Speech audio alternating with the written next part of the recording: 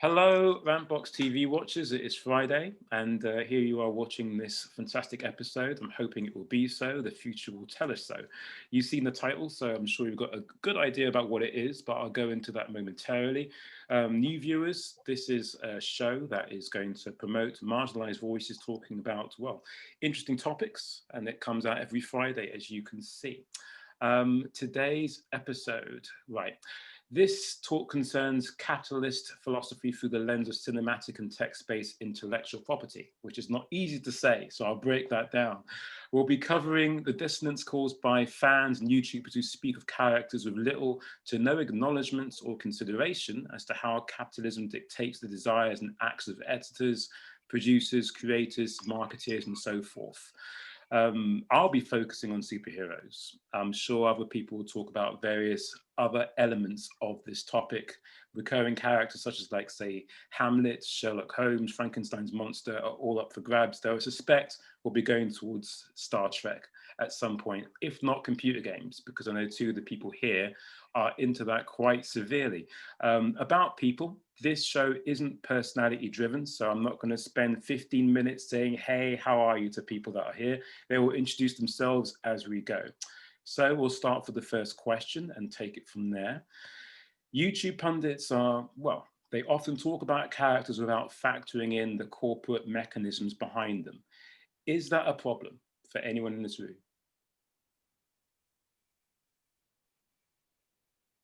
I mean, I think it's undeniably a problem, though I almost see it from the inverse direction, as the first thing that comes to mind when you mention that is Star Wars and the amount of lambasting that Kathleen Kennedy has got off of the new Disney era that's come in.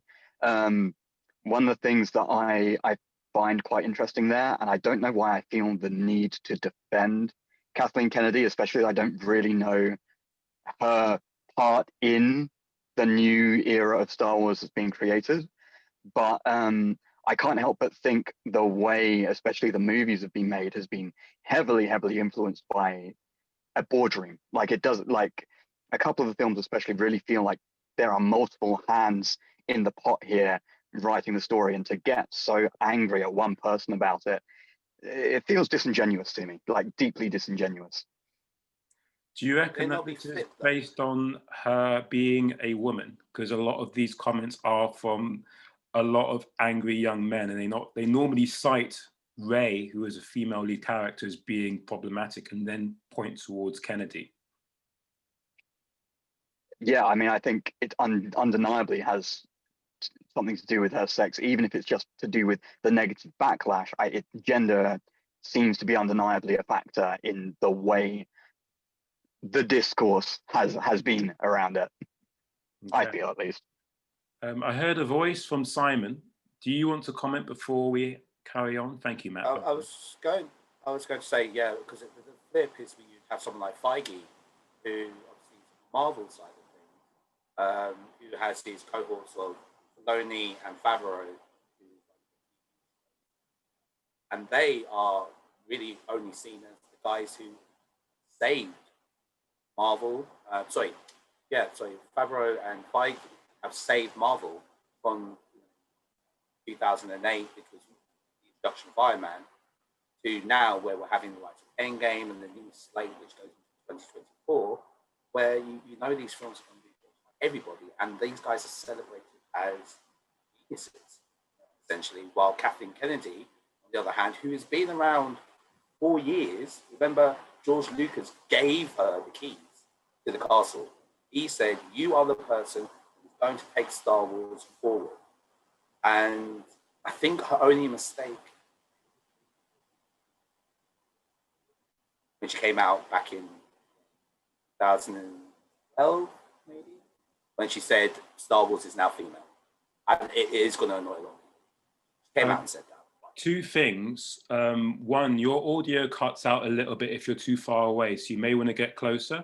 Second thing is, when you're talking about, from what I could make out, Kevin Feige being a custodian of Marvel and him not necessarily getting flack for it, let's be honest, as much as I like the Marvel movies, they really are, at this point in time, barring, say, Captain Marvel, it's about fathers and sons.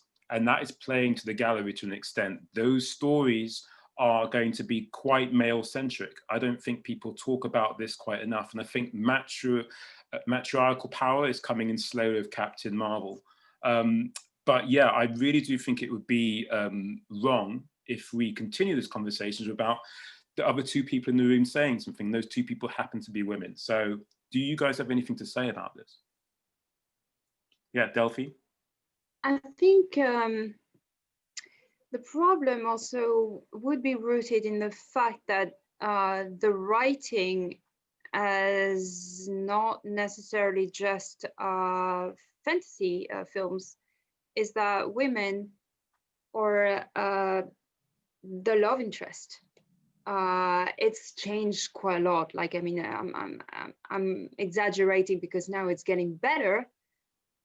But if you're going to take a Hollywood classic, the writing is still classical, still conventional, and it's really hard to have. First, okay, let's just pick up Joss Whedon, who were being asked all the time, oh, so what do you do? Why do you portray strong women? And he said, I'm just portraying people. They happen to be women. And that's the thing. Like, we think about, if we want to portray a woman, she's going to be a strong woman. Why is that? I mean, she can be a weak woman, but a strong character. But we don't have to think in these terms for men. We go into different layers, and I think there's a problem in the writing of women in themselves. Like, sometimes the women are very, very constricted by so many things, and it's not, we're not writing about big women in general. They have to have a superpower to appear big and strong. I don't know, there's something about the classical writing that needs to be also considered into that conversation. Okay, Ola, do you have anything to say on what's just been said there? Well, we're gonna go with Matt and talking about, well, Star Wars is female. So I actually was gonna bring this up in a different context, but I think it can work together. I'm gonna go Batman versus Batwoman. Okay, the new Batwoman. I don't know if anybody's watched Batwoman. No, you have? Okay, good. So I'll put it into context, but I also want to talk about corporate interests, because I'm going to do both. All right. So Batman, I read this interesting article that Batman is a Republican. He's actually a poster boy for Republicanism. Corporate guy, a total womanizer, right? And a lot of his stuff is fueled by vendetta as well, and he, unlike Superman and Spider-Man and all that stuff, doesn't really have a superpower. In fact, there's a brilliant hysterical cartoon on the Cartoon Network, or not the cartoon, College Humor something on YouTube. Watch it. I'll send you guys a link. Right? It's Batman versus Superman. It's so fucking funny. It's like, he just, like, Superman wipes everything out, and then he's got these two beer things and goes, "Yo, Bat dude!" And Batman's like trying to climb really hard over the wall. It's really funny. I'm gonna give you a link to this. It's so funny. Anyway, so yeah, but he's representing because when was Batman reborn? We have Adam West's version, right? When it comes to television, and we have the 30s comic, whatever, I told you the context of that. But when Batman comes into being, it's Michael Keaton first. This is the first incarnation after Adam West, right? And then there's so many versions of him, I can't even remember which is which. I've seen practically all the Batman movies, but I can't remember them all. But that's it. He's just a rich white Republican playboy womanizer. He's going from this person to that woman. There's no. And how did he make his money? Weapons and all this shit. They've done that recently. What? Sorry, Simon? They've done that recently in the most recent game, Arkham Knight, where they tore down his parents because they were philanthropists in certain respects, and they built hospitals and so forth, but they were capitalists. And one of the main reasons why the likes of Bane and the League of Shadows, which is the Ra's al Ghul character and so forth, tore down Gotham, which was seen as the pinnacle of excess and kind of like a Golgotha kind of area, or I can't remember that, the biblical place which was destroyed. These are why a lot of these characters. Sorry, Gomorrah, that was it, not Golgotha. Gomorrah, Golgotha, I don't know where that is. A lot of characters. It sounded good. I liked it.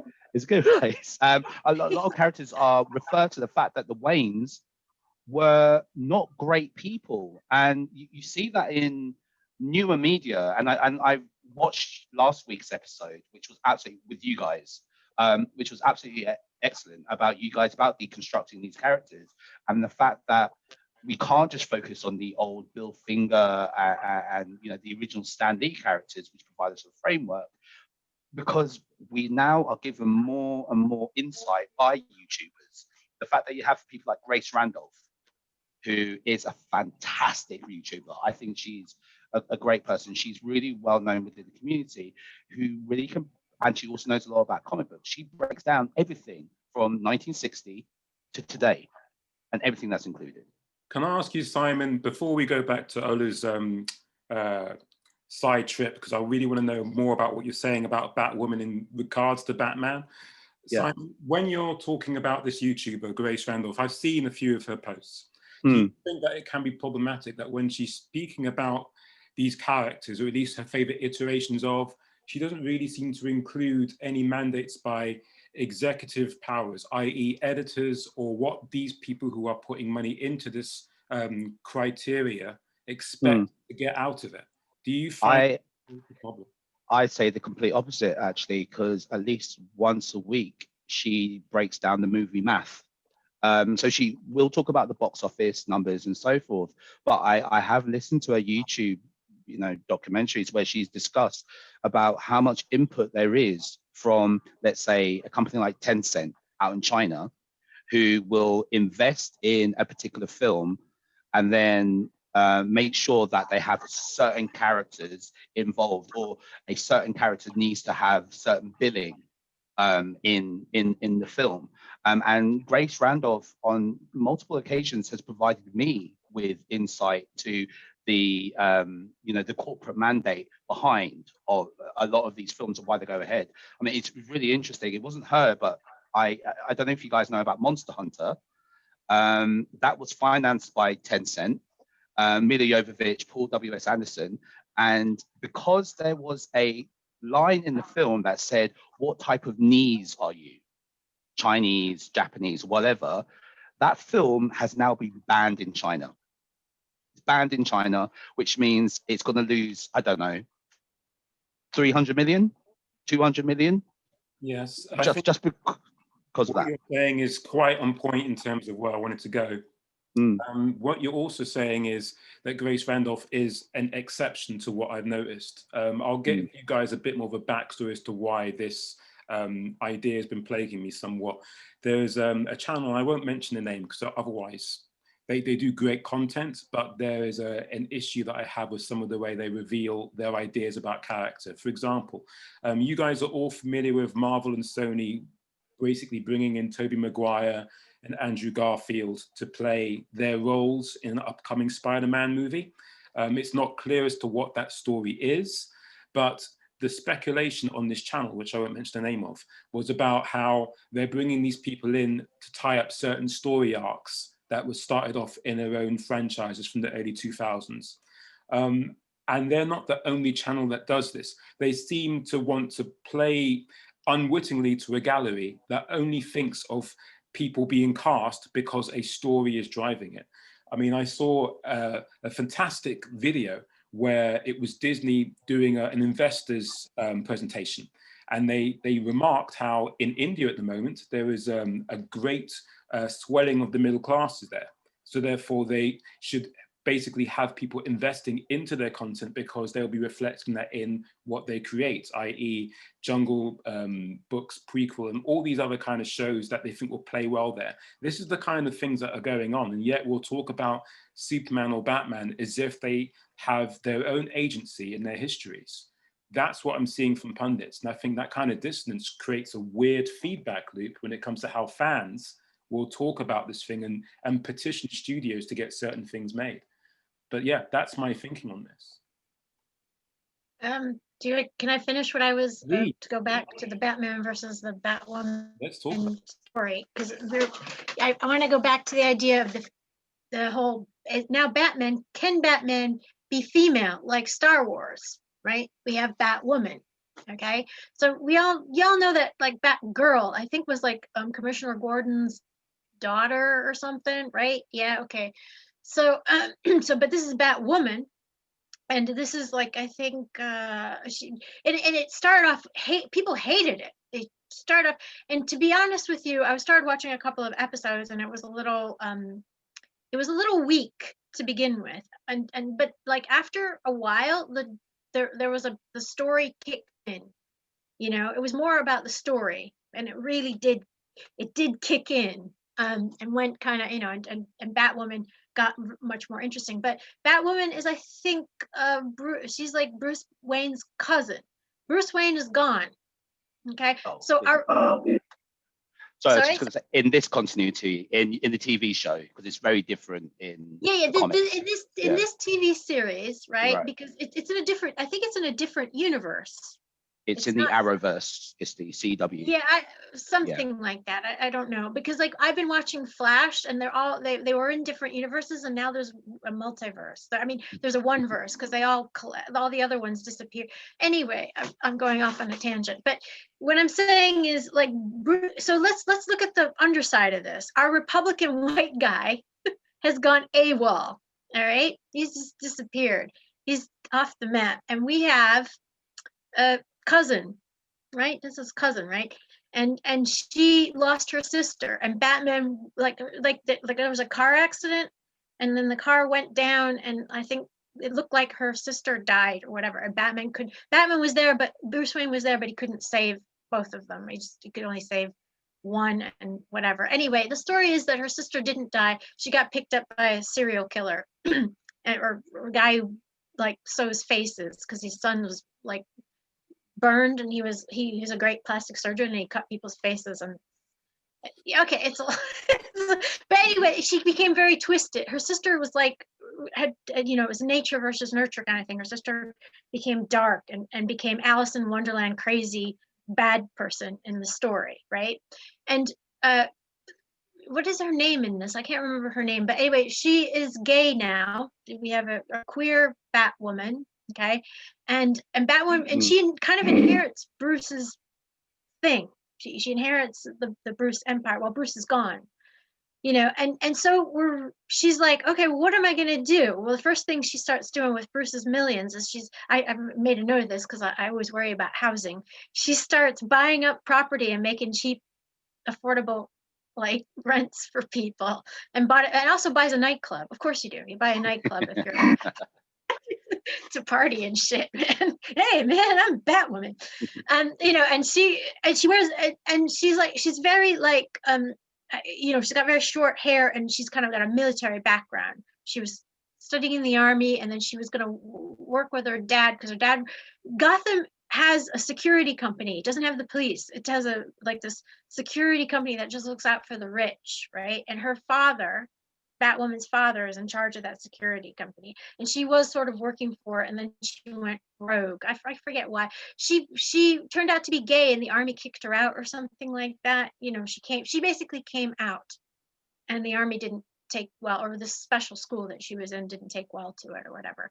But then so when she became Batwoman, she totally she put on this big bright red wig to look more, I don't know, like to try and disguise herself, but she decided to own her identity as or whatever kind of thing, even though she was very, she's quite a little bit, she's beautiful but butch, she's got very short hair and army and G.I. Jane-ish kind of thing going on there, fit and really fight, Anyway, the point is that here we go, the white Republican is gone, and we now have is it female? And also the politics are going left. She's moving away from Bruce's So, yes, Simon, go ahead. I'm burbling. Yes. No, so all I was just going to say is that it's really interesting you're saying that she's gone into sort of this proud, lesbian woman, played by Ruby Rose, who's well known within the industry as a, lesbian. Yeah. She left. She quit after season 1. She's now played by a black woman. What? So she's now played by. Wait, I haven't seen season 2 out. I haven't seen season 2. It's just come out. So Jessica Lavelle is now playing the new black woman. Are you kidding me? When did it come out? Spoilers, anyone? But yeah. No, that's cool. Thanks for letting me know. But what I mean, like, because I didn't even know Batwoman. She quit. Why did she quit? Because the LGBTQT community didn't like her. Very interesting. What? Do you know why they didn't like her? I think Delphine knows. Yeah, sorry, Delphine, your hands up. I'm looking at one square at a time. I think it's a little bit offensive. Like, literally, what's been happening for me with the Black Lives Matter. I mean, I shop online, and I've never had a black woman for lingerie or mixed race people, and it's a trend. Let's just have all our women selling the clothes and the whatever being black. And I'm like, oh, that's nice. Oh, hang on, this is temporary. So I feel like this is a little bit offensive. So I can speak for Ruby Rose, but maybe she's like, oh, am I just servicing a trend? And actually they don't want to write about me. They don't want to write about people like me. I feel like this is also because Batman was that type of person that people liked at the beginning, at some point 30 years ago, 20 years ago, and now it's not the trend anymore. Let's replace it for that trend. But are we actually talking to the people who wants to be able to see something that they can relate to? And is this a trend that's going to be like, he just hold on a second. Sorry, Delphine, it doesn't seem to me like she left because she thought this is only because Simon said, as far as I understand this, is she left because the LGBT community didn't like her. And I don't understand why that was the case. I thought she was kind of what I'm saying is like maybe they were also offended to say, okay, so are we now just a trend? I feel like I don't know that. I mean it's possible, but I'm just saying that's my feel. I don't know. you think that maybe that's why they didn't like. Could be a reason. But you would think that like I wouldn't. Okay, I don't know. I can't really speak for this, but I would be so happy and so excited if I saw me after not seeing me for such a long time being on the screen. Maybe there was something else about. I mean, it's a trend. Like, I mean, the story was.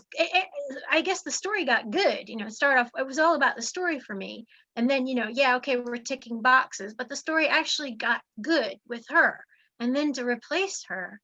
But I mean, it's also true with Doctor Who, right? Doctor Who is now a woman, but now the backstory is completely changed because William Hartnell is supposed to be the first Doctor. I don't know if anybody here watches Doctor Who, but Doctor Who, the original Doctor Who, is like they're saying that the Doctor's memory's been wiped, and Doctor is not actually a Gallifreyan. And the original Doctor was a black woman. Surprise! I didn't see that coming. Yes. John, you know what I'm talking about? If possible, to give this subject more time and more consideration, we'd have to do a video about it on its own. Sorry. Okay. No, don't be sorry. I think it's interesting to find out about these topics and how tangential kind of like conversation can actually just grow into what it is. But if we do go further into this tract, then we'll literally run out of time for what we initially signed up for. But I really want to discuss it because your take on this being different from Delphine's could in itself widen the conversation beyond what it normally can be, very aggressive. But yeah, we should move on. What are the chances of a pop culture critique renaissance where executive production and editorial mandates are factored in more readily? I mean, I've had a lot of thoughts during the kind of the chat that's been going on that kind of factor into this. I feel like there is a certain hill we need to get over in terms of how media discourse works right now, because anything that is diversive is political, essentially. Like the statement Nazis are bad is not political because no one disagrees with it. And similarly, the statement like Nazis are good can sometimes in certain spaces be treated also as apolitical because it's so ridiculous that no one believes the person. So you have this weird situation where things that are, open and shut cases are not controversial, and so they can be talked about. But as soon as it becomes controversial, it's political and it cannot be discussed. I think that's a massive problem, especially when we have, the forces of capital really affecting the production process. If we look to Captain Marvel, I believe, they relied heavily on the American military to get battle scenes. And when you rely on the American military to shoot your battle scenes, suddenly they get a veto over what goes in your movie. Yeah. And you have to be pro-American military if you want to use all this industrial hardware in your film. Michael Bay. Yeah, exactly. Absolutely, absolutely. The first Iron Man, watching that film after coming across the information that Matt, you've just shared with us, makes me watch that film completely differently. Same thing with Man of Steel. But yeah, continue. Yeah. Wait, Simon. Simon, did you want to say something? I thought I saw your hand go up. Yeah, sorry. No, I was going to let Matt finish if he was continuing.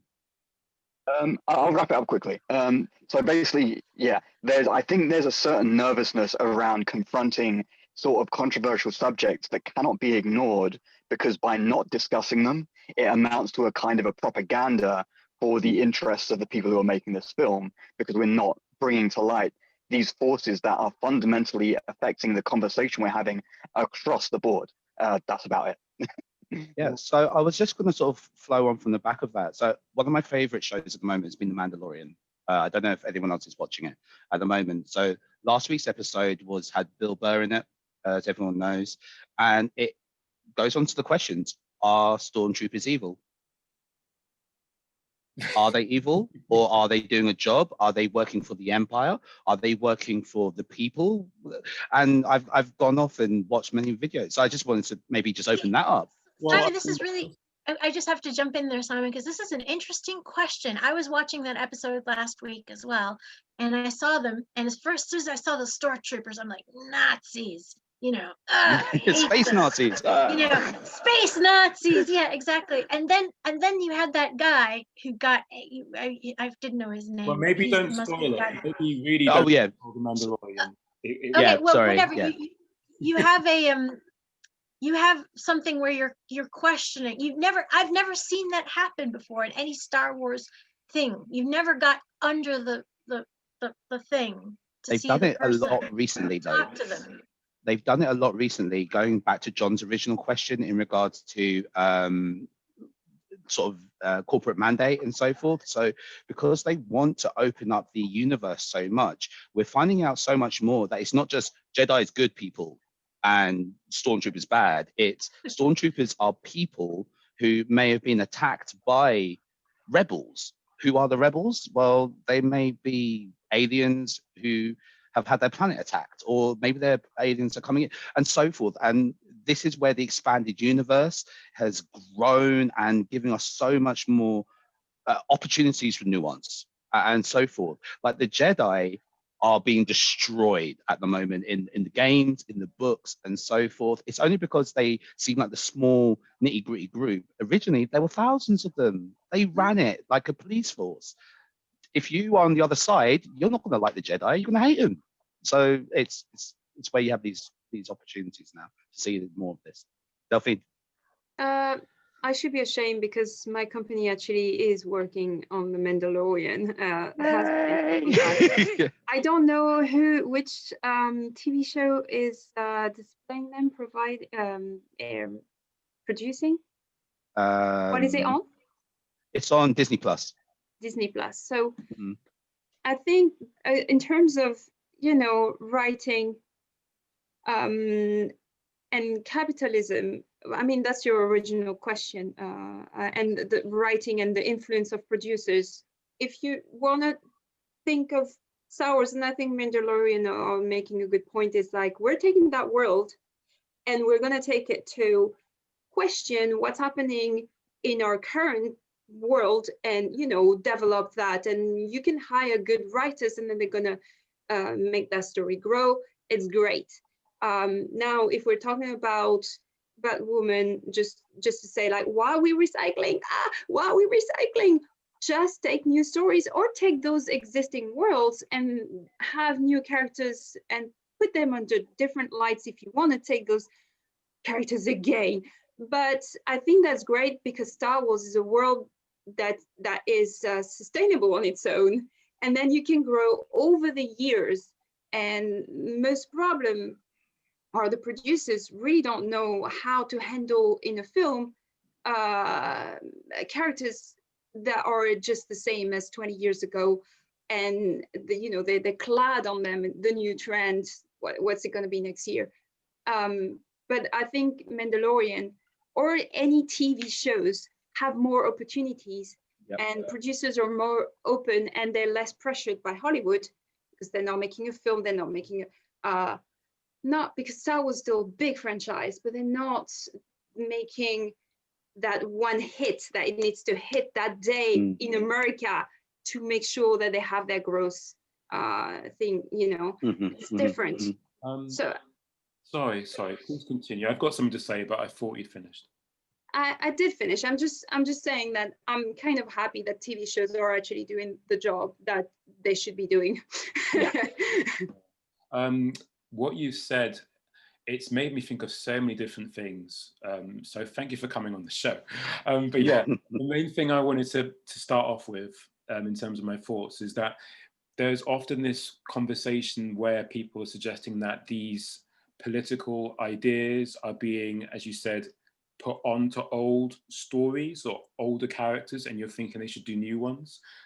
It might be maybe considerably helpful to think about the fact that the people who are doing this are compelled to do this because they feel that they've got an opportunity to do something new within those worlds with those old characters in a new iteration. I fundamentally don't have an issue with this if it's done well. One of the reasons why I stopped watching the Batwoman show is because it wasn't able to fool me into thinking it was anything other than a soap opera. And even anything like Mr. Robot is a soap opera, but I forget that it's that. Do you know what I mean? Another thing that I think is quite interesting about what you brought up is that when we're talking about, say, the Jedi being used in Star Wars, I mean, it wasn't necessarily you, I think it was Simon that brought this up actually. Then they're staying away from that lore because I don't think they think that lore, that mythos is something that can unite their fan base. Everyone and their mother likes to complain and shout at each other about what the Jedi are doing, but no one really can truly be angry about how Boba Fett is used. They all have an idea as to how Boba Fett is, whereas a Jedi is more of a divisive thing. The Skywalker family is a problematic thing. So if I was, say, just bringing it back to the main point, if I was an investor looking to invest into Disney, I'd be more keen to do it knowing that their new shows that they're airing are going to be less divisive products. There's a show for everyone now. There's a show called The Acolyte, which is about the last days of the Republic from the point of view of the evil guys, the Sith. That is going to get people interested. There's a Rogue Squadron show coming out, which is about basically spaceships and dogfighting. How can you argue about that? Film. You know what I mean? It's a film.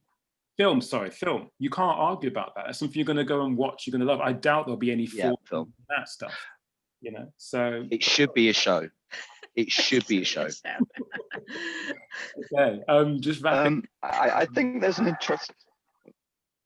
Oh, sorry. Oh. No, just I've been camping a bit to jump in just because. You know what? I'm going to say because I mean, Star Wars is very not even all that helpful. I really want to hear what you guys have to say. So Matt, you continue, and I'm sure we'll hear more from us. Go. Yeah, sorry. No, just because I think what you're saying is incredibly relevant, and I think there's an interesting distinction to be made here that Delphine actually brought up as well, which is the distinction between films and TV shows. Specifically in the sense that it's taking less of a risk. And I think there's this for me, the thing that makes The Mandalorian so good is it seems like it's clearly a labor of love, that it was one guy's vision. And I think I don't even necessarily think it's a film versus TV thing. I think it's a budgetary, like, money-making thing. It basically boils down to capital again. Yeah. Like, if there's money on the table and they want to make everyone happy, and how do they do that? They do all the things that they think the fans want. But the problem is then you lack vision. And you also get in this thing of, and this is a kind of a touchy subject, but I think it's worth bringing up, of sort of a kind of a capitalistic, rainbow capitalism, performative wokeness thing going on, where it's not that it's wrong to have representation. It's not that it's wrong to have diverse genders and sexualities and this and that and the other in your media. I think it's great. I think it's fantastic.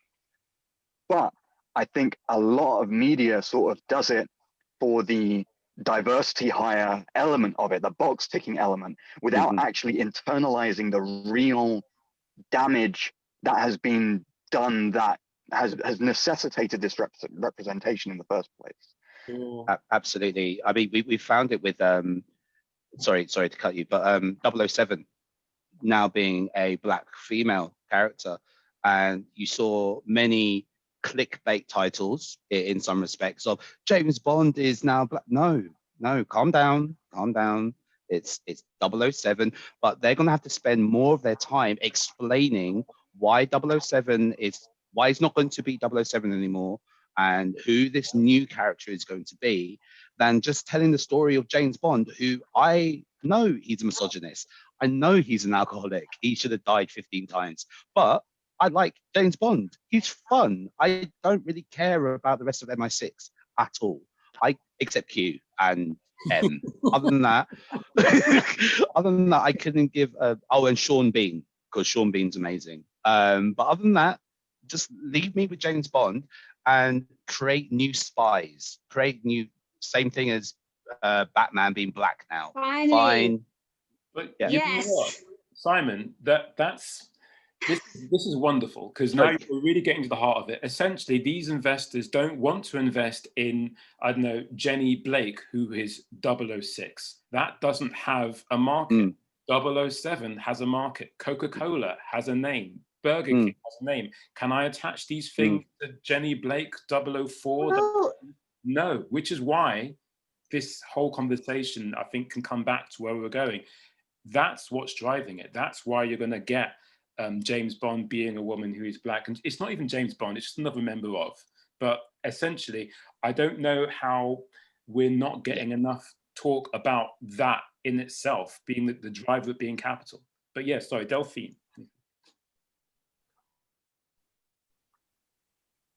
You were going to say something that he's breaking up, but I think it's still good. It's still running on his end, so we shouldn't have a problem. Oh, anyway, did I cut out? Yes, I find it's great to be hearing people talking about it. Oh, John is still trying to. He's just frozen on my thing and made her kind of. What did I want to say? Okay. So what happened in the 80s when they were like, okay, we're gonna create this new character, James Bond, 70s, whatever. Like any franchise, any comic book. How do you create a franchise? Does anybody know how to now? Because I don't think anybody knows how to. This is a big recycling machine. Nobody knows how to. Like, what's preventing us to have not a black woman as a new spy, just like whatever franchise we want to make out of a person that is a good actress or actor first, above anything else. Rick and Morty did an episode on this. They did the train thing, and it was, how do you create something that keeps growing and growing and growing. And it was essentially a commentary on the fact that they are arguing with themselves as creative personalities versus what the fans want. And essentially it was just having 3 different levers, a little bit of this, a little bit of that, a little bit of this. Were they on a train? Wait, I love Rick and Morty. Were they actually on a real train? Just from trying to remember this episode. It was a story train or something. Essentially, they're just taking the mick out of their fans, out of themselves, because essentially they say All this is to do is to sell toys. This whole episode, what we've been talking about is to sell toys. That's all it is. You're going to go buy this ridiculous story train, and we don't care that you know that we know that you know. Sounds like Get on, go buy. a Jordan Peele and Keegan Keats sketch, you know? Yeah, same thing. And Can we're I becoming say more aware of this. that what Matt said about vision is absolutely relevant, and that's actually the problem. It's like, oh, do you read a book with no vision? I don't think we can do that. And do you actually write a book as a writer to respond to the demand? I don't think most writers do that. So why? I just want to address this because I agree with everything you said. I totally agree. Like, so, you know, ever since you have a chain, you have people riding on that chain and riding it to death. But at the same time, you have you create something like Star Trek or whatever, and Star Trek was weird the first time around because the TV series was 3 years and then it disappeared and people freaked out and they created fan fiction. I read tons and tons of books. I read slash fiction. I read Spock and Kirk's sex stories. I bought all this stuff when I was 14. Yeah, no, seriously, they had drawings and everything. It was pretty insane. But because the fans loved it, because they wanted it. And I think it's a balance between that. I want to make money off of this train, and then there's the love of the fans for that story. They want a good story. Yeah. They don't want a story, but they still that's why they go back to them as well. That's understandable. But that's, you create that demand. You create it. The fact that trying to fish for it is lacking vision, as Matt was talking about. But obviously, but not everything is corporate. Yes, it is corporate, but some of those people were absolutely, like David Tennant, who became the Doctor, one of the Doctors. He was a fan of Doctor Who, you know, and it was a thrill to him to be the Doctor, you know, and that wasn't a corporate. It might have been a choice because he was married to one of the Doctor's daughters in real life. But what I'm trying to say is that, like, there's a mixture in there, and there is that amongst the corporate forces that drive this, there's the love of the fans who want it, you know, and that love is pure, and it's not totally corporate. There are some people in there writing those stories, and it's not. I don't think J.J. Abrams was corporate. I think that guy loved Star Trek, and he did a good version of it, right? Are we here with that movies? The movies were great. So no, I totally agree with you. I'm being devil's avocado, Delphine. No, but I do believe that you can create your fan base, and obviously it's great for anything that you write, that you have people who love your story. It's amazing. It's the best brush, I think.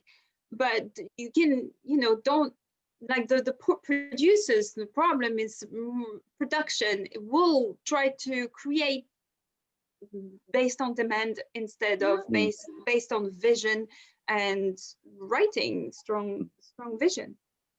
Because what I'm thinking is, when we're talking about fans, obviously Ryan Reynolds is a fan of Deadpool. He's always loved Deadpool, and he managed to get it off the ground since 2012 and everything else. Fox is now owned by Disney. They have greenlit Deadpool 3. What's going to happen? Are we going to get a Disney-fied version of Deadpool, or are we going to get Ryan Reynolds, you know, trilogy? What I mean, and what do we prefer?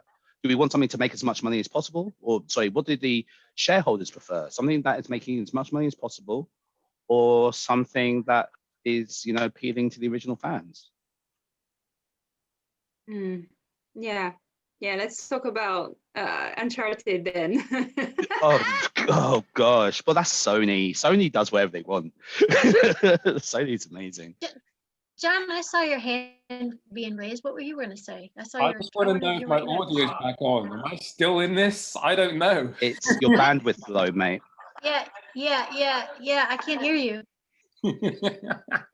Can you hear me? I can just about hear you. I can't hear him at all. His picture's frozen. Oh, now it's frozen again. But quickly on that ownership issue, I just thought I'd pop in with Disney also bought LucasArts, the game company, and I am a my gaming journey started with adventure games, and the Monkey Island series is like deep in my heart. Like, I truly love that series like nothing else. One of the first games I ever played. Disney own the rights to this series now.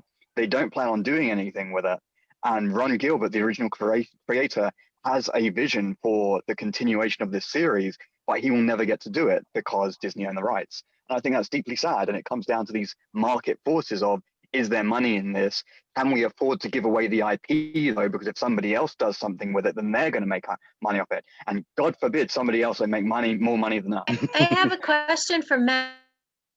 I had a real weird flashback, and this is probably very trivial because you had a good point there, but Monkey Island, was that like on like a very old version of a like not Atari, but just after Atari? Was there a game that was like very basic figures that I think I played Monkey Island? It sounds like you did. Like it refers to. It sounds like you did. It came on. It came out on that Monkey Island that you're talking about that I played like a million years ago. It came out on like 4 floppy disks or something at the time. Yeah. Yeah, it was almost Atari, but a little bit better. You know what I mean? Like just getting to Mario Brothers kind of level of block characters. Yeah. It had a double release, a low color palette version and a high color palette version. But yes, it came out on the more basic consoles as well. Matt, is he frozen? No, he's there. John. He's there. Okay. Am I here? Can you hear me? Yes. Just about. Yeah. Okay. Do you want to say something, John? Well, I'm just worried about time because literally we have basically 1.5 questions left, and I don't want to be party pooper, but I kind of got to wrap up. So this next question is going to be very, very just like a quick fire thing, which I don't know how you're going to answer this quick fire wise.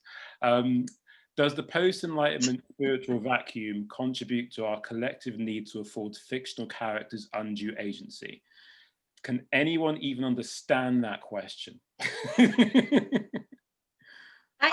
I got your I got what you said. It's like because of our spiritual vacuum, do we need the superheroes to fill our lives with meaning? I think. Basically, yeah, is that like because we don't have God. So, yeah, I would say partially yes. I'm gonna just cite this. I'm gonna do real quick. Greek myths. Okay, these guys are our Greek myths. Okay, it's not like we believe that they're real gods and goddesses, but they're telling our stories in superhuman ways. And we need, since the beginning, we've always needed to tell ourselves these stories. And that is part of our spirituality. You know, yeah, sorry, go ahead. No, Ola. John, did you say something? You hear me now? What? Say again? I couldn't hear you. What? Can you John? hear me now? Yeah. Okay. Yes, So what we're going to say. the scary thing about what you're saying is that the myths that you're saying... Uh-oh, you're breaking up again. I'm sorry, John. Freezing. All right. I can't hear you. You're breaking up. Really, sorry. it's really bad, John. All right. Yeah. I think Matt, you were gonna say something. Well, we still have connection issues. Sorry, I keep jumping on top of John. Yeah, just on that kind of notion of morality and using the hero as a way we look at ourselves and justice and morality and stuff like that. I think there is a kind of necessity there, but there's also a kind of an opportunity that I think a lot of people miss, which is kind of on the justice reform front and our need for justice, how justice is presented, how we look at criminality as well, and how the prison reform, I think, is also part of that, and the castigation part of justice and how that informs the whole circle, I feel like is missing from that story a bit. I think we kind of have an opportunity here to bring those more to the fore as we start to supplant religious ideology with this kind of superhero narrative.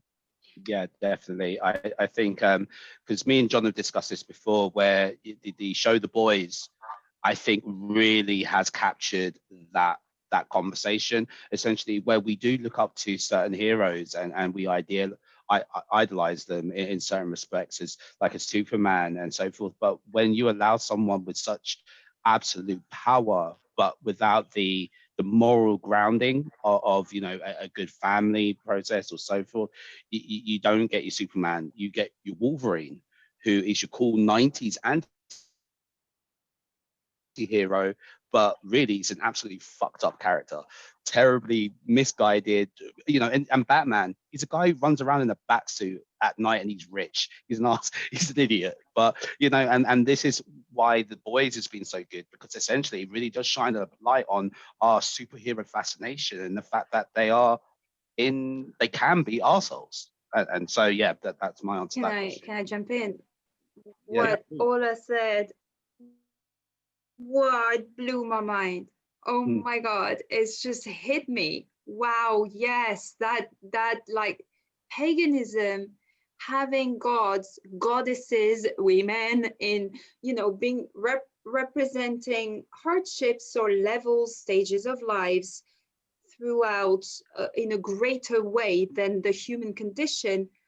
I never made that link. It's amazing. And I think actually it's not being seen. And you guys just talked about the morality, the justice aspect. That's what is being seen. But actually, it does fill a gap that Christianity wiped out, or any monotheism religion wiped out, in having just an entity as a superior god that you have to look up to, but you don't know, and also it's masculinized. Is that a word? I just want to jump in there, Delphine, and say it's not just about a god and goddess thing. It is morality plays. It is ways that we go, like, I'm going back to, I think it was a Matt or Simon. One of you guys said this about like the anti-hero. No, it's you, Simon. You were talking about the anti-hero, and it is also like, how do you, these are ways for lost people to find their right path, their way to rightness. Sorry, go ahead. It's the same as in Egyptology. It's the same as in Roman. It's the same as in Viking. Myth. It's something that I think is healthy to have as humans, to see what would be the struggles and the darkness that you might have as a person, as equally as your purity and pureness. And you just like see how they struggle, how they come across each other with those things. I mean, yeah, I never saw it like that. I got one more thing to say about this, but this is about George Lucas and how Star Wars came about. He's into Joseph Campbell, The Power of Myth. And it is the hero goes into the underworld. He overcomes something. This is in Greek mythology, and this is in the superhero doctrines. Male, female, whatever. Okay, John. Just so we're clear, can you actually hear me now? Okay. Just about. All right, great. I'm going to do this while it's still going. Definitely check out Joseph Campbell's The Man of a Thousand Faces, but definitely also, Delphine, if what you liked about Ola's speech awakening something for you, check out Superhero Gods by Grant Morrison. That's a book that talks about how these myths translate into what we call maybe models for our moral agency. But what's scary about all this is that these characters are franchise elements within a corporation's goal, which is to take our money. So even if there is potential for us to learn from these new archetypes, or rather new versions of archetypes, essentially we shouldn't miss out that element of the chain. So, we could be bowing down in front of an altar, but the altar could be filled with cash, is what I'm saying. But that being said, we may have gone completely over time. If you want to say one thing about what it is that you've been involved with creatively that you want people to know about, and then I'll wrap up the show. You've all got about 30 seconds to do so. So go ahead. Who are you? What do you have to tell us?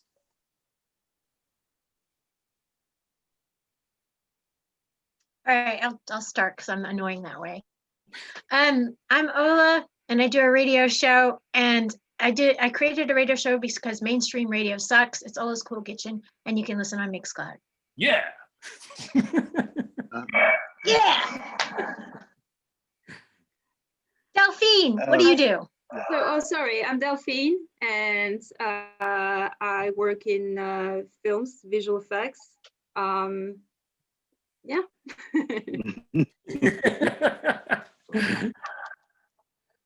Simon, who are you? Come on, tell me.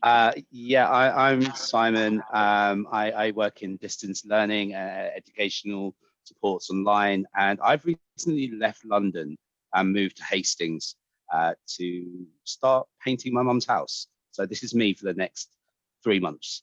So I'll let it go to Matt. Yeah. Hi, I'm Matt. I front a band called Hearst Pileup. We released a single about a week ago. Go check it out. It's on Spotify. Excellent. This has been great. I've been John Clay. I'm a director, writer, and I'm so helpful to have this really bad internet, but also to be presenting to you guys really good people who can take over whilst my internet fucks around in my mind. That being said, do check out the description box if you want to know more about the people, or indeed if you want to check out the new video for the basically not Dinosaur Jr. What's going on? Hearst Pileup. This has been great. Thank you. Dinosaur Jr. Goodbye. Bye, everyone. Bye.